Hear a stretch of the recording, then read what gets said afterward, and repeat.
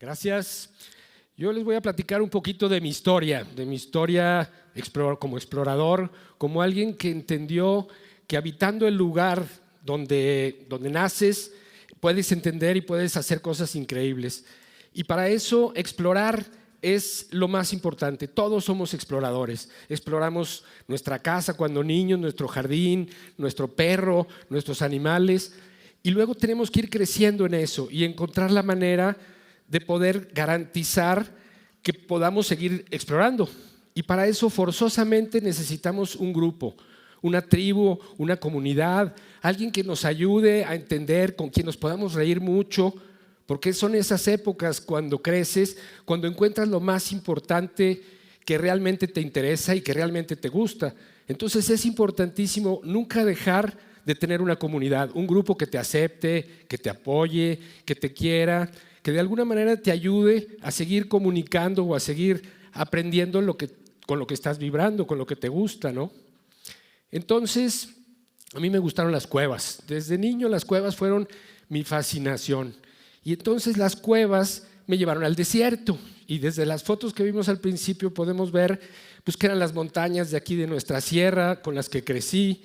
Entonces, toda esa aventura de conocer el entorno y de empezar a preguntarse pues, ¿qué es ese animal? ¿Qué es esa lagartija? ¿Por qué esas montañas tienen árboles por un lado y por el otro no? Entonces todo ese camino me llevó a seguir avanzando y tratando de entender más pues qué había. Pero las cuevas fueron la fascinación. En las cuevas se me hacía que estaban la parte más bonita de la tierra, la parte femenina, la matriz de nuestro planeta, porque para muchos grupos nativos, para muchos indígenas, siempre sus culturas y su origen partía de una cueva. Entonces para mí las cuevas me fascinaron, pero como decía, seguí explorando, seguí buscando cosas en este andar por el desierto y te van fascinando diferentes cosas. Primero, las puntas de flecha. Eran así como mensajes de personajes que vivieron hace muchos años y que al tocarlas parece que te dijeran, mira, yo soy una persona que habitó hace 10,000, 15,000, un poco menos tal vez, a lo mejor 2,000 años, pero tuvo una intención, tuvo un interés, era de una tribu, tenía que de alguna manera lograr conectar con esos seres y con esas cosas del pasado. Y a mí me atrapó, el desierto me vacunó con las espinas y siempre me fascinó todo lo que tenía que ver con el desierto y descubrir los animales que habitan ahí.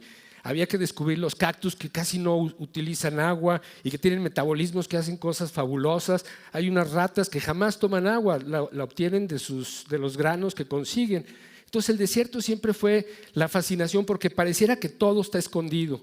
Ahí en el desierto pareciera que todo necesita librarse del calor extremo, ¿no? Entonces eso hace pues, que aprendas muchas cosas del desierto, pero para aprender pues, hay que ponerse a estudiar con las reglas que tiene la ciencia.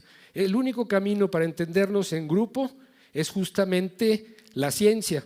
La ciencia, por ejemplo, ustedes recordarán al Tyrannosaurus Rex. La ciencia usa una lengua muerta que es el latín para poder ponernos todos de acuerdo. Los rusos, los chinos, los norteamericanos, los mexicanos, tenemos que describir todo lo que descubrimos en latín. Por eso es el Tyrannosaurus Rex o el Acantholypan gonzalesi. Todo eso te va llevando a que construyas un conocimiento para todos los que estamos en este planeta.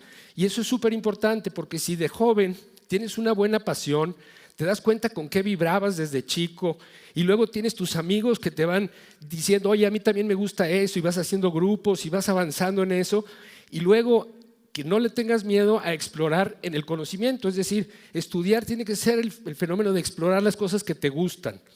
Entonces eso es fundamental porque si algo te gusta y lo empiezas a estudiar y lo empiezas a conocer, eso te lleva a cosas fantásticas. En mi caso yo pude ganar el premio Rolex después de muchos años de estudiar las cuevas de Yucatán, las cuevas sumergidas, y encontramos cosas fantásticas. Encontramos que había humanos que se estaban comiendo camellos, que había elefantes. Entre Cancún y Tulum es esto. ¿Cómo es posible que ese lugar hubiera tenido camellos en la era del hielo? El mar subió, tapó esas cuevas y selló esos contextos que luego, cuando el buceo lo permitió, porque afortunadamente como biólogo una materia era buceo, entonces yo dije, yo quiero esa materia porque pues, está bien padre ir a bucear. Y entonces aprendí que buceando con conocimiento, México es como un mosaico que te permite descubrir cosas fantásticas. En esa época también es cuando iniciaban las computadoras de buceo, cuando podías empezar a hacer buceos multimodales, que se llama, que puedes ir más arriba y más abajo, porque el buceo es complicadísimo por las mezclas de gases, por todo lo que te permite quedar más tiempo en esos lugares. Pero gracias a eso descubrimos los humanos más antiguos de la era del hielo, supimos de cómo eran sus rituales funerarios, vimos que estaban relacionados con elefantes como los gonfoterios, que es un tipo de mamut, por ejemplo. Y esas historias son fantásticas, ¿no? Eso me llevó a ganar ese premio Rolex. Y para mí fue algo fantástico, porque no es que no lo estuviera buscando. El premio Rolex lo dan cada 4 años. Tuve que participar una vez y no gané. Tuve que participar otra vez y hasta los 12 años pude lograr que mi trabajo fuera reconocido. Y eso me ayudó porque todo ese tiempo fue mientras que estuve trabajando en estas cuevas y de alguna manera maravillándome con todos esos descubrimientos y todas esas cosas que fantásticamente vamos encontrando si sabemos cómo buscarlas, ¿no? Pero buscar objetos y tener esos materiales no es todo. Explorar, descubrir, encontrar, estudiar, publicar, que es lo más importante que tenemos que hacer los científicos, pues no es lo más importante. Lo más importante es enseñar eso que descubriste, porque esto es una carrera de estafetas donde le estamos diciendo, oye, yo hasta aquí llegué y tú puedes continuar, pero hay que ponerse con el mero de la punta para aprender eso. Por eso desde que nació el Museo del Desierto, nació con laboratorios, porque sabíamos que íbamos a hacer un museo de algo que casi nadie conocía. A mí me tocó participar cuando iniciaba el museo, convocando a los científicos para ver pues, ¿qué íbamos a decir de geología y de las rocas? ¿Qué íbamos a decir de los ecosistemas como Cuatro Ciénegas? ¿Qué íbamos a decir de los grupos humanos antiguos como los nómados? ¿Qué íbamos a decir de los dinosaurios? Y nos dimos cuenta que no se sabía mucho. Entonces el museo nació con laboratorios, el laboratorio de paleontología, el laboratorio de cactáceas, el laboratorio de serpientes, y eso ayuda a que la investigación la puedas hacer muy rápido y la puedas mostrar a la gente. Pero cuando hicimos el museo, pues nadie sabía que aquí había dinosaurios. Hubo que crear un espacio que nos diera identidad y que nos diera pertenencia. Y para eso, los dinosaurios fue el mejor ejemplo. No sé si quiénes de ustedes recordarán, las placas de nuestra ciudad tenían dinosaurios hace 15 años. Los memes de los de Saltillo son memes con los dinosaurios. Entonces, curiosamente, ese museo empezó a darnos una identidad y una pertenencia a un tema bien interesante. Pero el museo, lejos de nomás exhibir las colecciones, también tenía que sobrevivir y también tenía que lograr seguir creciendo, porque mantener los laboratorios, mantener la investigación siempre es costoso. Entonces había que buscar cómo fondeábamos el museo para que fuera muy exitoso. Y pues dijimos, si los dinosaurios son nuestros limones, hagamos limonada con los dinosaurios, ¿no? Entonces, todo alrededor de nosotros fue los dinosaurios. Las gorditas de los dinosaurios son un éxito en el Museo del Desierto, no sé si las haya comido. Vendemos más de 30,000 gorditas al año y creo que la mitad nos la comemos los empleados del Museo del Desierto. Pero los dinosaurios nos permitieron esa identidad y ese gusto por participar o por vivir en un ecosistema. Y eso se me hace que es algo de lo que es más bonito, porque ojalá pudiéramos tener el Museo de los Mares, el Museo de la Selva. Si aquí el museo en el Coahuila, que es probablemente uno de los lugares más aburridos, porque no tenemos mares, no tenemos ríos, no tenemos bosques, ha logrado generar esta pertenencia, pues imagínense lo que pudiéramos lograr si tuviéramos museos de los ecosistemas. El ecosistema es la mejor unidad para entendernos y para comprendernos en nuestro ecosistema.